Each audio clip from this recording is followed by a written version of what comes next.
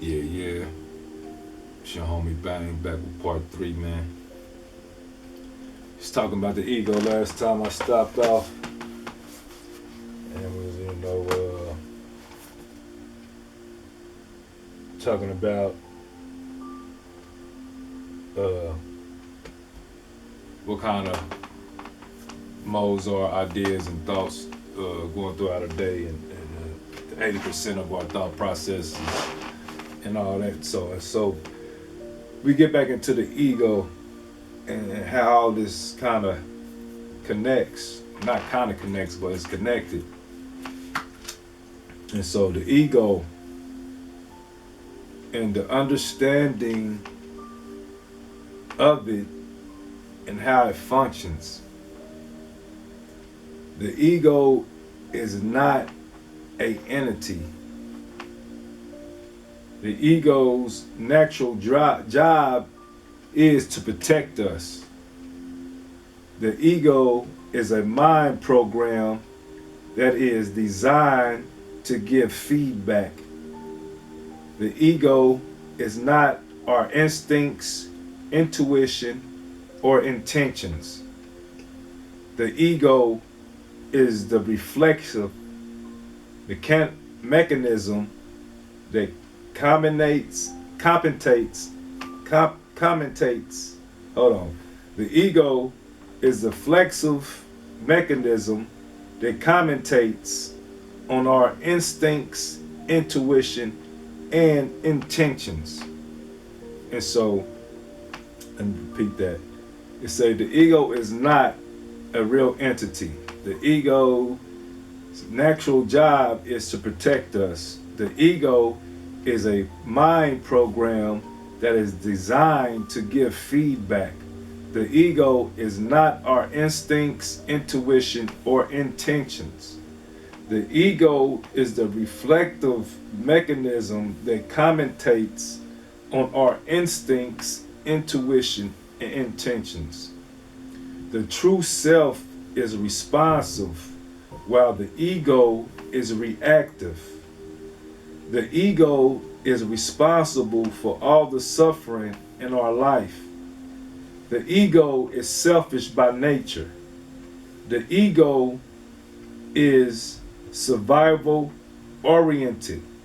So it is inherently focused on the negative. The ego makes us doubt and second guess ourselves and why we're always worried and complaining about things. Another function of the ego is to label and define everything. The ego tries to help us survive. It believes that it knows everything. The ego was designed as an autopilot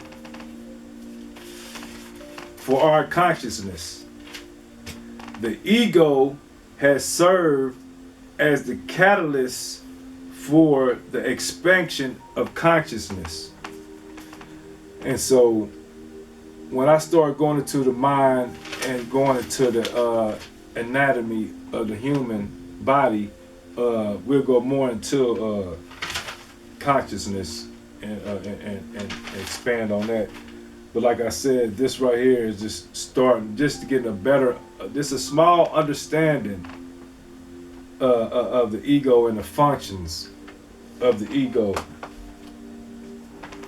And so this right here is the basis of what I was saying earlier about, church and, the family, or did I don't even think I talked about that. The church and the family and how, those entities kind of persuade us to be a certain way, act a certain way, be a certain way, show ourselves in a certain light, in a certain way, in a certain manner. The family got to look good as a unit. You got to be good in the church. The church wants you to be godly, like be God fearing. Wants you to dress nice and be a good citizen and uh, walk in the straight and narrow and then you got the schools telling you to be clean cut, be a professional, be outspoken, be competitive, be the best out of the group. Learn more and more and more and more and more education. You know what I'm saying? And so these things are molded into us as a youngster. And so this right here say this is the creation of ego. And so who we are first gets defined by what we have, and so we start to having an ambition about from very early in life. It starts with our toys and the stuff that is ours. So it's saying who we are first gets defined by what we have. And so we start having the ambition about what we have in life at a very early age, starting with our toys and the stuff that we have. This which leads to our various possessions and what's in our bank account. And so it's saying it's starting from a very early age, from our toys and the stuff that we have, leading up to us as young people and young adults, from various possessions that we have and to what we have in our bank accounts. In the very beginning, at the ambition stage, this is a stage, one of the stages in the ego. And so the beginning, at the ambition stage, we are taught that we are what we have. We accumulate what we collect and what we own. So in a very beginning, at the ambitious stage, we are taught that we are what we have, what we accumulate, and what we collect, and what we own from an early age. Therefore, the lessons become that the more that I have, the better person that I am. Also, the more valuable the stuff that I have is, the more that the more that it costs makes me even more important or much better than. So in the very beginning, in the ambitious stage, we are taught that what we have and what we accumulate and what we collect and what we own is who we are. And therefore, the lessons become that the better person, the more that I have, the better person that I am. And also, the more valuable the stuff that I have is, and the more it costs, that makes me even more important or much better than. So they say we spend a lot of our time, work, energy, and our thoughts on how much stuff can I get, how much can I accumulate. And so they say we spend a lot of time, work, energy, and our thoughts on how much stuff we can get, how much stuff I can have, and how much stuff I can accumulate. So we find ourselves caught in a dilemma. If I am what I have, then when I don't, am I not?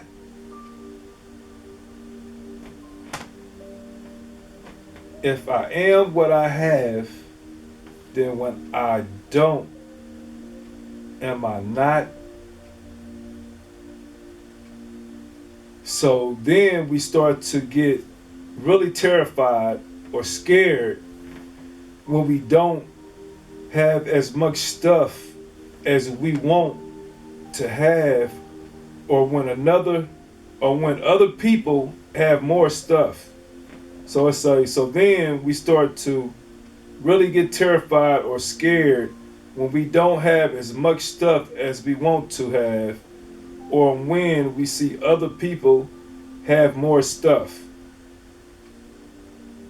So we spend a lot of our energy. So we spend a lot of our energy comparing ourselves to what other people have. Another aspect of what we learn in this ambitious stage of our life is that the ego says, I am not only what I have, but I am what I do. So another aspect of what we learn in this ambitious stage of our life is that the ego says, I am not only what I have, but I am what I do. So now it becomes all about achievement, which is really huge in the ambition stage.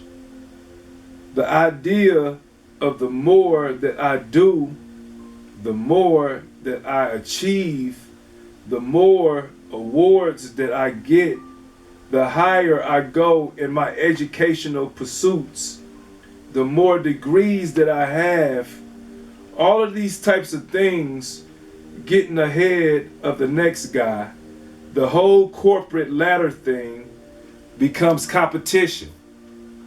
So the ambition not only becomes just a driving mechanism or driving force for us to do better or to achieve,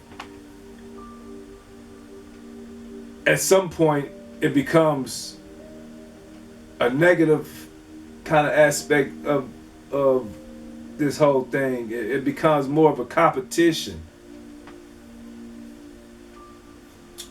Ambition has its real upside for a while, but it always ultimately has its downside. We are taught this from grade school. Another aspect of ambition in taking on the ego is the belief that I become what other people think about me. So reputation becomes very important as young people in this stage. We call this peer pressure. And what other people think of them becomes very important. We are taught as young people that it's important to get along. It's important to fit in. It's important that other people likes you.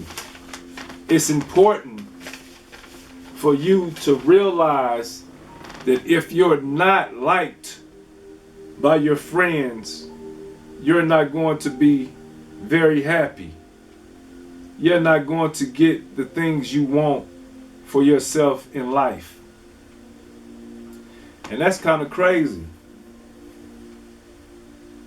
And so it says, and so society has imposed 3 really harsh requirements on the young person, making them believe that they have to accomplish, they have to accumulate, and have to win the approval of other people.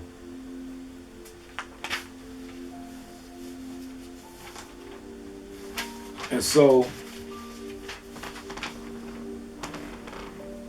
that's part of 3 of this conversation about image.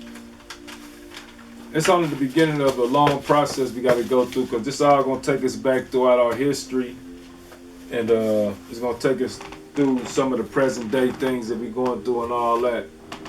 And so, like I said, this is just touching the realm, just the eggs, the basis of the concept of image and ego. And so I'll be back with some more important information on these studies. And like I said, I'm gonna do some videos on the heart, the mind, the body, the human anatomy, and all the systems and stuff like that. And as I learn it, I'm gonna come bring it to you. I ain't no scientist, I ain't no doctor or none of that shit. But I'm learning this shit, and so I'm sharing what I learn, or what I research and come up with. And so, in theory, it's your boy Bang, man, back with another motherfucking Boo Bang Theory. I'll be back with another one, man. Treat yourself right, man. Take care of yourself. Take care of your loved ones. Show gratitude. Stay blessed. Sending y'all love and light, man. All right.